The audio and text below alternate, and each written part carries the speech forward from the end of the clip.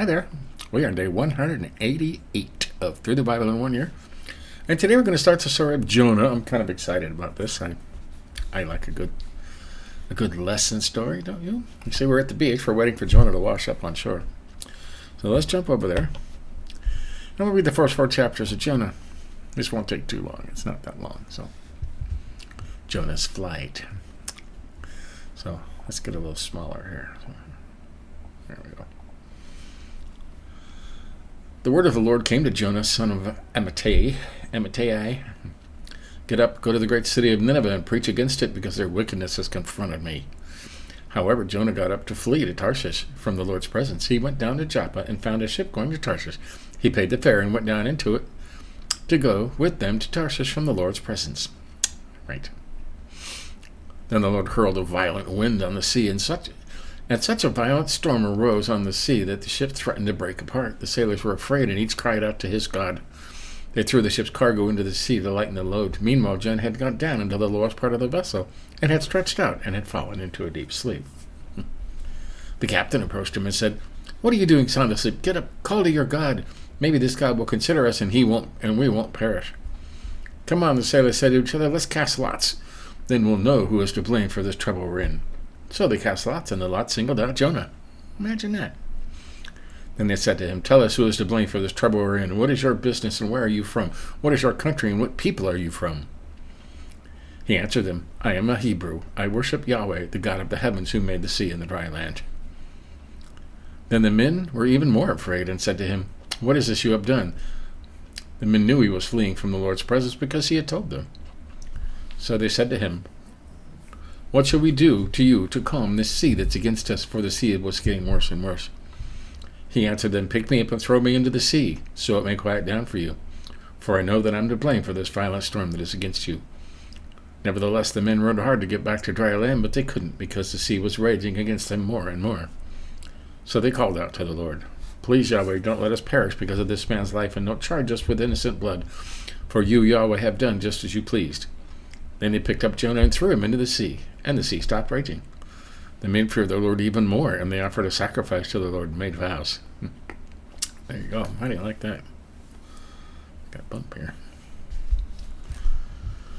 Now the Lord had appointed a huge fish to swallow Jonah. And Jonah was in the fish 3 days and 3 nights. You know, this is fish, not whale. Jonah was not swallowed by a whale. He was swallowed by a fish, a very large fish. Probably a grouper. If you've seen those fish, they're huge.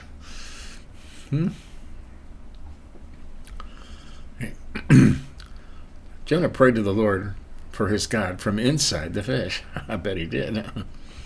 "I called to the Lord in my distress, and he answered me. I cried out for help in the belly of Sheol. You heard my voice. You threw me into the depths, into the heart of the seas, and the current overcame me, and your breakers and your billows swept over me. But I said, I have been banished from your sight. Yet I will look once more toward your holy temple. The waters engulfed me to the neck. The watery depths overcame me. Seaweed was wrapped around my head. I sank to the foundations of the mountains. The earth with its prison bars closed behind me forever. But you raised my life from the pit, Lord my God. As my life was fading away, I remembered Yahweh.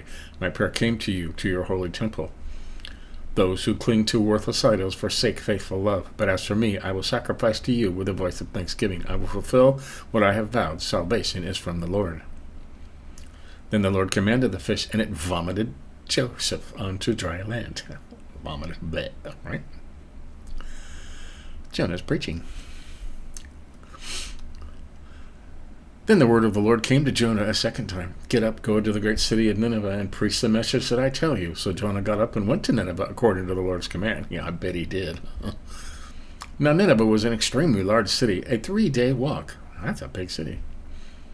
And Jonah set out on the first day of his walk in the city and proclaimed, "In 40 days Nineveh will be demolished." And the men of Nineveh believed in God. They proclaimed a fast and dressed in sackcloth, from the greatest of them to the least.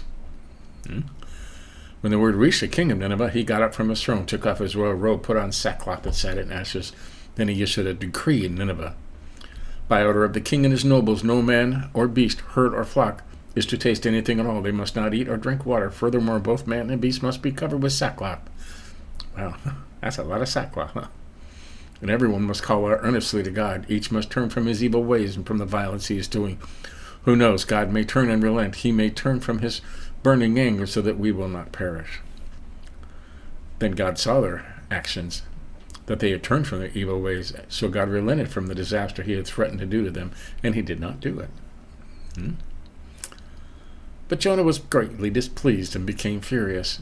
He prayed to the Lord, "Please, Lord, isn't this what I said while I was still in my own country? That's why I fled toward Tarshish in the first place. I know that you are a merciful and compassionate God, slow to become angry, rich in faithful love, and one who relents from sending disaster. And now, Lord, please take my life from me, for it is better for me to die than to live."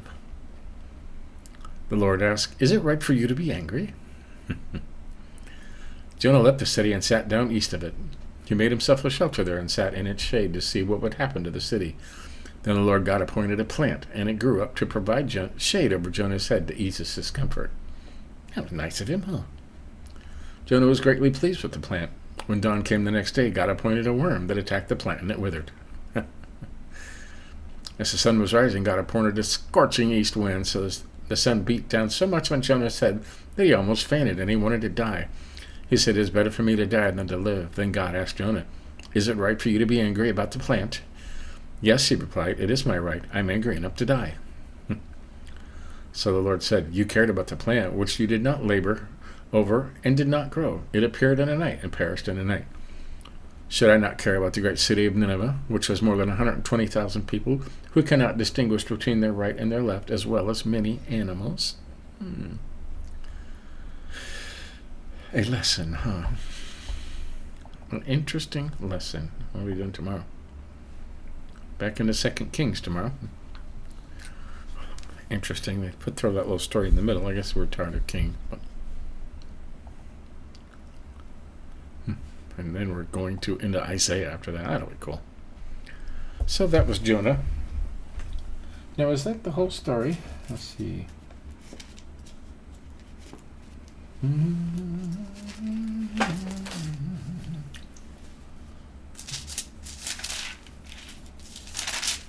Yep, that's the whole thing. Jonah's only 4 chapters, so, and there's lots of lessons in there, I'm sure.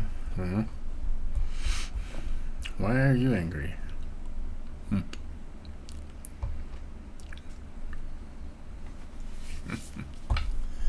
You cared about the plant which you did not labor over and did not grow. It appeared in a night and perished in a night.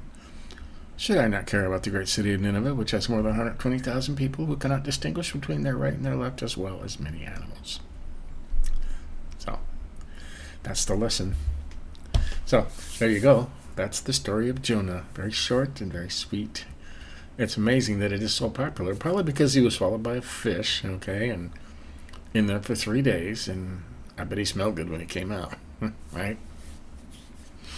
I remember hearing sermons talking about how Jonah must have smelled coming out of the belly of a fish from all that stomach acids and stuff like that. It must have been enough to be positively scary to them. So, but there you go. That's the story of Jonah. That was a nice break from all the kings, and tomorrow we're getting back into the kings, and then after that, Isaiah, which is he talks all about Jesus, so that's going to be fun.